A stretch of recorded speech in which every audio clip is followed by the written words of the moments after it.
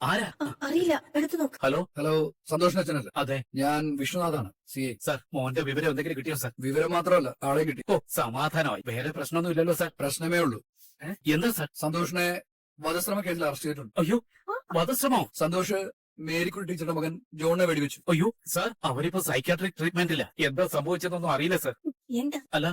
അവന് വെടിവെക്കാൻ തോക്കൊക്കെ എവിടുന്ന സാർ? അതൊക്കെ അന്വേഷിക്കുന്നുണ്ട്. പിന്നെ സന്തോഷിനെ സിറ്റി ഹോസ്പിറ്റലിലേക്ക് ഷിഫ്റ്റ് ചെയ്യുന്നുണ്ട്. നിങ്ങൾ ഹോസ്പിറ്റലിലേക്ക് വന്നാൽ മതി.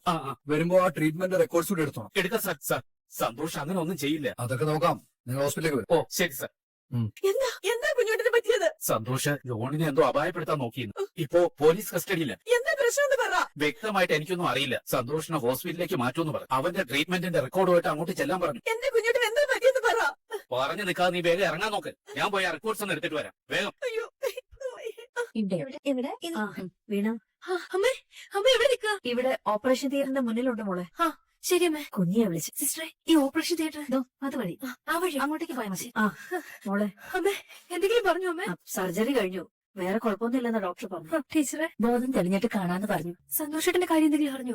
വിഷ്ണു എന്നെ വിളിച്ച് നടേശന്റെ നമ്പർ വാങ്ങിച്ചിട്ടുണ്ട്. എന്നാ ഞാൻ അച്ഛനെ ഒന്ന് വിളിച്ചു നോക്കട്ടെ. വിളിച്ചു നോക്ക്. ഹലോ വീണ. ഹലോ അച്ഛാ, സന്തോഷേട്ടന്റെ കാര്യം അറിയാൻ വേണ്ടി വിളിച്ചത്. മോള് വിഷ്ണു സാർ വിളിച്ചിരുന്നു. സന്തോഷ് ശരിക്കും ഇൻഡിഫറന്റ് ആയിട്ടാ പെരുമാറുന്നു. അതുകൊണ്ട് ടൗണിലെ ഹോസ്പിറ്റലില് സൈക്കാട്രിക് ബ്ലോക്കിലേക്ക് മാറ്റുകയാണെന്ന് പറഞ്ഞു. ഞാൻ ഹോസ്പിറ്റലിൽ തന്നെ ഉണ്ട്. ജോണേട്ടന്റെ സർജറി നടക്കുമായിരുന്നു. ഞങ്ങൾ ഹോസ്പിറ്റലിലേക്ക് വന്നോണ്ടിരിക്കുക. എത്തുമ്പോ കാണാം അച്ഛാ. ഓ ശരി മോളെ. ശരി അച്ഛാ. എന്തായി? സന്തോഷേട്ടൻ ഇവിടെ സൈക്കാട്രിക് ബ്ലോക്കിലേക്ക് മൂവ് ചെയ്തു എന്ന് പറഞ്ഞു. ഞാൻ അവിടെ വരെ ഒന്ന് പോയി നോക്കിയിട്ട് വരാം. പോയിട്ട് വരാം ടീച്ചർ. ഞാൻ എപ്പോഴും ശരിക്കും ശ്രദ്ധ. ശരി സാർ. മൈൻഡ് കെയർ സെന്ററിൽ നിന്നും മോഹൻ ആരും അറിയാണ്ട് അടിച്ചുകൊണ്ട് പോയതാ സന്തോഷം. അറിയാം സാർ. ഞാൻ ശ്രദ്ധിച്ചോ. വിഷ്ണുട്ടാ, സന്തോഷേട്ടനെ ഇങ്ങോട്ട് ഷിഫ്റ്റ് ചെയ്തു അറിഞ്ഞു വന്നതാ. വീണ എങ്ങനെ അറിഞ്ഞു? സന്തോഷേട്ടന്റെ അച്ഛൻ വിളിച്ചപ്പോ പറഞ്ഞതാ. അവരിങ്ങോട്ടേക്ക് വന്നോണ്ടിരിക്കാന്ന് പറഞ്ഞു. അതെ, ഞാൻ തന്നെ അവരെ അറിയിച്ചു. സന്തോഷ ഇൻസിഡന്റിന് ശേഷം കുറച്ച് പാനിക്കാണ്. ഇവിടെ വന്നിട്ട് ഒരു സെഡേറ്റീവ് കൊടുത്തു. ഇപ്പോ മയക്കത്തിലാണ്. അതെ അല്ലേ? എന്തായാലും സന്തോഷിന് അറ്റംപ്റ്റ് മർഡർ ആവും വരിക. സന്തോഷേട്ടന് വയ്യാതിരിക്കല്ലേ? അപ്പൊ കേസാവോ? അത്ര എളുപ്പമല്ല, കുറച്ച് കോംപ്ലിക്കേറ്റഡ് ആയ പ്രോസസ്സാണ്. അതെ അല്ലേ? എനിക്ക് സന്തോഷേട്ടനെ ഒന്ന് കാണാനാവോ? കാണാം. ഇപ്പൊ മയക്കത്തില്ല. ജോണിന്റെ ബൈസ്റ്റാൻഡർ വരണേ. സരസ്വതി ടീച്ചറെ ജോണിനെ കാണണമെന്ന് പറഞ്ഞു. രണ്ടാളും വരും. വരും. മോനെ, അമ്മ, ടീച്ചറെ. ജോണെ, എന്റെ ജീവൻ അങ്ങ് പോയടാ. എന്നെ രക്ഷിക്കാൻ ചെയ്തതല്ലേ, അതാ എന്റെ ഏക സമാധാനം. നല്ല വേദനയുണ്ട് മോനെ. വേദന മെല്ലെ കൂടി വരുന്നുണ്ടമ്മേ. 1-2 ദിവസം നല്ല വേദന ഉണ്ടാവും മോനെ. വിഷ്ണു സന്തോഷിന്റെ വീട്ടിലെ കോണ്ടാക്ട് എടുക്കാനായി എന്നെ വിളിച്ചിരുന്നു. കേസ് ഇങ്ങനെയാണെങ്കിൽ സന്തോഷിന്റെ തലയിലാവുന്ന. സന്തോഷിന്റെ തലയിലാവാതിരിക്കാൻ ഒരു വഴിയുണ്ട്. ഞാനും സരസ്വതി ടീച്ചറും കൃഷ്ണേന്ദ്ര സാറും കേസിലെ സാക്ഷികളാണല്ലോ. നമ്മള് ഒരേ കണക്ക് മൊഴിയെടുത്താൽ മതി. എങ്ങനെ? സന്തോഷിനെ ഇരയാക്കുക എന്നത് മോഹന്റെ പ്ലാനായിരുന്നുവെന്നും അതിനായി മോഹൻ ഷൂട്ട് ചെയ്ത തോക്ക് സന്തോഷിന്റെ കയ്യിൽ കൊടുത്തതാണെന്നും പറഞ്ഞാൽ മതി. സന്തോഷിനിപ്പോ ഒന്നും പറയാനുള്ള ബോധമില്ലാത്തതിനാൽ പ്രശ്നമില്ല. ഈ ഡങ്കോനും മോഹനും പറയുന്നത് പോലീസ് മുഖവരക്കെടുക്കില്ല. ഞാൻ പോലീസിനോട് ഇങ്ങനെ പറഞ്ഞോളാം. എന്നാ പിന്നെ ഞാനും അങ്ങനെ പറയാല്ലേ. കൃഷ്ണത് സാറിനോട് ഈ കാര്യം പറയാം. സന്തോഷിനെ കേസിൽ നിന്നും ഏത് വിധേനും രക്ഷിച്ചെടുക്കണം. ഇപ്പൊ കൂടുതൽ സംസാരിപ്പിക്കണ്ട, പിന്നെ പെയിൻ കൂടും. ശരി സിസ്റ്റർ. വെയിറ്റ് ചെയ്താൽ മതി. എന്തെങ്കിലും കാര്യം ഉണ്ടെങ്കിൽ വിളിച്ചോളാം. ശരി. വേറെ പ്രശ്നമൊന്നുമില്ലല്ലോ. സമാധാനായിട്ടിരിക്കും. എന്റെ കുഞ്ഞോട്ടെ, സന്തോഷം. അതെ, സന്തോഷ് ഇപ്പൊ സഡേഷനില്ല. നന്നായൊന്ന് വാങ്ങട്ടെ. അന്നേരം ഒന്ന് കൂളോ. കുഞ്ഞോട്ടെ, ഈ വിധത്തിൽ അങ്ങനെ കണ്ട് രസിക്കാൻ വന്നതാണോ നീ? മണി, നീ അങ്ങനൊന്നും പറയല്ലേ. എനിക്ക് മറ്റുള്ള വിഷമം കണ്ട് രസിക്കുന്ന അസുഖമൊന്നുമില്ല. ഇവളുടെ ചാട്ടോ ഈ സംസാരം തന്നെയാ എന്റെ കുഞ്ഞോട്ടിന്റെ ജീവിതത്തിൽ താഴ്ത്തിച്ചത്. ഇല്ലാത്തത് പറയത്. സന്തോഷേട്ടന് സ്വന്തമായ ഒരു അഭിപ്രായം ഇല്ലാതാക്കിയത്. ആർക്ക് നിയന്ത്രിക്കാനോ ഒരു പാവയാക്കി മാറ്റിയത് അമ്മയാ. ആലോചിച്ച് മനസ്സിലാവും. പഴയ ക്ലിനിക്കിലെ ഡോക്ടേഴ്സും അക്കാര്യം പറഞ്ഞു കാണുമല്ലോ. എന്ത് പറഞ്ഞു കാണുന്ന? എന്റെ കൊച്ചിന്റെ ബോധവും ജീവിതവും ഒക്കെ തീർത്തിട്ട് ഇപ്പൊ എന്നെ കത്തിക്കയറണോ? ഒരു പാവമായിരുന്നു ഈ മനുഷ്യന്റെ ഉള്ളില്. അവയിതോ ഇല്ലാത്ത വിഷവും കുത്തി നിറച്ചത് ആരാ? സന്തോഷേട്ടന് മനസ്സിനെ ആദ്യം കളഞ്ഞുപിടിച്ചത് ആരാ? അമ്മയും പോറ്റിയും കൂടെ. എന്നിട്ടേ എന്റെ അടുത്ത് വഴക്കിടാൻ വരണ്ട. എന്റെ കുഞ്ഞുട്ടന്റെ ഈ അവസ്ഥ കാണുമ്പോ നൊന്ന് പെറ്റ് വേറെ പറയാതിരിക്കാൻ പറ്റില്ലടി. മണി, നീ ഒന്ന് സമാധാനപ്പെട്. ഇവിടെ കിടന്ന് ബഹളം കാണിച്ചാൽ ഇതിന് പരിഹാരമാവൂ. സന്തോഷേട്ടനെ ഒറ്റയ്ക്ക് ജീവിക്കാൻ വിടാതെ ചുറ്റി വരി പിടിച്ചിട്ടാ ഈ അവസ്ഥയിലായത്. അതിന്റെ ഇടയാ ഞാനും. എന്റെ കൊച്ചിന് ലെവലിലേതായി. അതിന്റെ കുറ്റമെല്ലാം കൂടെ എന്റെ തലേ കൊണ്ടുവയ്ക്കാണോ നീ? അതെ, സന്തോഷ് നിങ്ങളുടെ ശുശ്രൂഷ കൊണ്ടുവന്ന മട്ടില് ഇവിടെ തമ്മിൽ നടത്തരുത്. സന്തോഷ് ഇപ്പൊ പോലീസ് കസ്റ്റഡിയില്ല. അത് ഓർമ്മ വേണം. അത് മാത്രമല്ല, ഇത് സൈക്കാട്രിക് ബ്ലോക്കാ. ഇവിടെ കിടന്ന് ഒച്ച വെച്ചാൽ ഞാൻ ആരെ ഇവിടെ നിർത്തില്ല. പറഞ്ഞേക്കാം.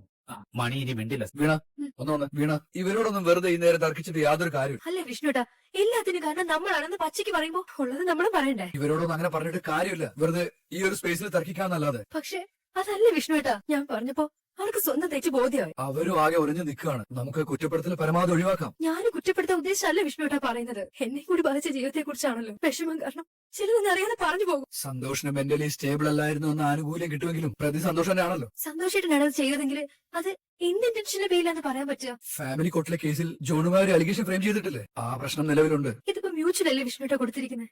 അലിഗേഷൻ ഒന്നും ഇല്ലല്ലോ. ആ വിഷ്ണു ഞാൻ ജോണിന്റെ മൊഴി എടുക്കാൻ ഇറങ്ങിയതാ. ജോൺ എങ്ങനെയാ സ്റ്റേബിൾ ആയോ? ബോധം തെളിഞ്ഞു. ഞങ്ങൾ കയറി കണ്ടു. വിഷ്ണു എല്ലാം മോഹന്റെ കളിയാ. സന്തോഷിനെ കൊടുക്കിയത് പോലും അയാളുടെ ബുദ്ധിയാ. മോഹൻ എന്നെ ഷൂട്ട് ചെയ്തതാ. അന്നേരം എന്നെ തള്ളി മാറ്റുന്ന സമയത്താ ജോണിനെ വെടിയേറ്റത്. ഷൂട്ട് ചെയ്ത ശേഷം തോക്ക് പോലീസ് എത്തും മുന്നേ സന്തോഷിന്റെ കൈ പിടിപ്പിച്ചതും മോഹനാ. മോനെ സന്തോഷ് ഇക്കാര്യത്തിൽ നിരപരാധിയാ. അമ്മ ഇതുവരെ ഈ കാര്യം എന്നോട് പറഞ്ഞില്ലായിരുന്നല്ലോ. അത് പിന്നെ ഞാൻ ജോണിന്റെ കാര്യത്തിൽ ആകെ ഒരു ടെൻഷനായിരുന്നേ. പിന്നെ ഇതിന്റെ പിറകെ ആയിപ്പോയി. സന്തോഷിന്റെ കാര്യം ജോണും കണ്ടപ്പോ സൂചിപ്പിച്ചിരുന്നു. ഞാൻ എന്തായാലും ഡോക്ടറെ കണ്ട് ജോണിന്റെ മൊഴി എടുക്കാൻ പറ്റുമെന്ന് തിരക്കട്ടെ.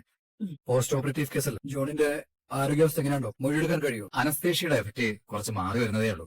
കുഴപ്പമില്ല, എന്നാലും ഓവർ സ്ട്രെയിൻ വേണ്ട. ഹെൽത്ത് ഇപ്പൊ എങ്ങനെയാണോ? ഇപ്പൊ സ്റ്റേബിൾ ആണ്. ജീവൻ അപകടത്തിലായിരുന്നില്ലെങ്കിൽ വെടികൊണ്ട സ്ഥലം വെച്ച് കാര്യം കുറച്ച് സീരിയസ് ആയിരുന്നു. തോളല്ലേ ഡോക്ടർ വെടിയേറ്റത്? അതെ, ഇടത് തോളിന്റെ മുൻവശം ക്ലാവിക്കലിന് താഴെയായി ബുള്ളറ്റ് എൻട്രി ഉണ്ടായിരുന്നു. ബുള്ളറ്റ് ശരീരത്തിനകത്ത് വളഞ്ഞ് പിന്നോട്ട് കാമ്പുകളുടെ അരികിലൂടെ പോയിട്ടുണ്ട്. ബുള്ളറ്റ് പൂർണ്ണമായി റിമൂവ് ചെയ്തല്ലോ? അതെ, സർജറിയിൽ തന്നെ പൂർണ്ണമായും റിമൂവ് ചെയ്തു. ഭാഗ്യത്തിന് മേജർ ആർട്ടറിയെയോ നാഡികളെയോ ബുള്ളറ്റ് തൊട്ടിട്ടില്ല. സർ, മുറിവിന് എത്ര ആഴം ഉണ്ടായിരുന്നു? 6-7 സെന്റിമീറ്റർ ആഴം ഉണ്ടാവും. മസിൽ ടിഷ്യൂ ഡാമേജ് ഉണ്ടായിരുന്നു. എന്നാൽ ബോൺ ഫ്രാക്ചറിൽ ലങ്സിനും സ്പൈനലിനും പരിക്കില്ല. അപകടത്തിൽ കഴിഞ്ഞോ? 24 hours പോസ്റ്റ് ഓപ്പറേറ്റീവിൽ ഒബ്സർവ് ചെയ്യും. ഇപ്പൊ കൂടുതൽ ചോദ്യം ചെയ്യലും സ്ട്രെസ്സും ഒഴിവാക്കുന്നതാണ്. അത് ശ്രദ്ധിച്ചോളണ്ടോ? നമുക്ക് അങ്ങോട്ട് പോയാലോ? ഉറപ്പായും പോവാം. ജോൺ ജോൺ ഇപ്പൊ എങ്ങനെയുണ്ട്? പെയിനുണ്ട്, എന്നാലും കുഴപ്പമില്ല സർ. കൂടുതൽ ബുദ്ധിമുട്ടിക്കുന്നില്ല. നമ്മുടെ അന്വേഷണം മുമ്പോട്ട് പോകണല്ലോ. അതുകൊണ്ടാ കാര്യങ്ങൾ ഇപ്പൊ അന്വേഷിക്കേണ്ടി വരുന്നത്. എന്താ അവിടെ നടന്നത്? സരസ്വതി ടീച്ചർ ഞങ്ങളോട് പറയാതെ എങ്ങോട്ടോ പോകുന്നത് മനസ്സിലാക്കിയിട്ടാ ഞാൻ ടീച്ചറെ ഫോളോ ചെയ്ത് മോഹന്റെ താവളത്തിലെത്തിയത്. ഞാനിവിടെ ആരുടെയും കണ്ണിപ്പെടാതെ മാറി നിന്നു. അന്നേരം അവിടെ സന്തോഷിനെയും കൃഷ്ണേന്ദ്ര സാറിനെയും കെട്ടിയിട്ടിരിക്കുന്നത് കണ്ടു. സരസ്വതി ടീച്ചറെയും കൃഷ്ണേന്ദ്ര സാറിനെയും കൊല്ലാൻ വേണ്ടി മാനസിക അസ്വസ്ഥയുള്ള സന്തോഷിനെ ഇരയാക്കാനായിരുന്നു മോഹന്റെ പ്ലാൻ. അത് മനസ്സിലാക്കിയ ഉടനെ ഞാൻ സാറിനെ വിളിച്ച് കാര്യം പറഞ്ഞ് ലൊക്കേഷൻ ഇട്ട് തന്നത്. മോഹൻ കൃഷ്ണേന്ദ്ര സാറിന്റെ കഴുത്തില് കത്തിവെച്ച് ഭീഷണിപ്പെടുത്തിയപ്പോ ഞാൻ അവിടേക്ക് ചാടി വീണു. മോഹനുമായി അടിപിടിയായി. പോലീസ് ഉടനെ എത്തുമെന്ന് ഞാൻ മോഹനോട് പറഞ്ഞു. അത് കേട്ട് അയാൾക്കാകെ അങ്കലാപ്പായി. ശേഷം സരസ്വതി ടീച്ചറെ ലക്ഷ്യം വെച്ച് തോക്ക് ചൂണ്ടി. അപകടം മനസ്സിലായി. ഞാൻ ടീച്ചറെ തള്ളി മാറ്റി. അന്നേരമാണ് അയാള് ഷൂട്ട് ചെയ്തതും എന്റെ തോളിൽ വെടിയേറ്റത്. മോഹനാണപ്പോ ഫയർ ചെയ്തല്ലേ? തുടരെ തന്നെ വെടിവെക്കെന്ന് പറഞ്ഞ് ഞാൻ വെടിവെക്കും. ആ യാത്ര അനിവാര്യമെങ്കിൽ കാലം ആ യാത്രികർക്ക് വേണ്ട ചങ്കൂറ്റവും കൊടുക്കും. ആ ചങ്കൂറ്റം കിട്ടട്ടെ എന്നാ ഇപ്പൊ എന്റെ ആശ. ആവശ്യമെങ്കിൽ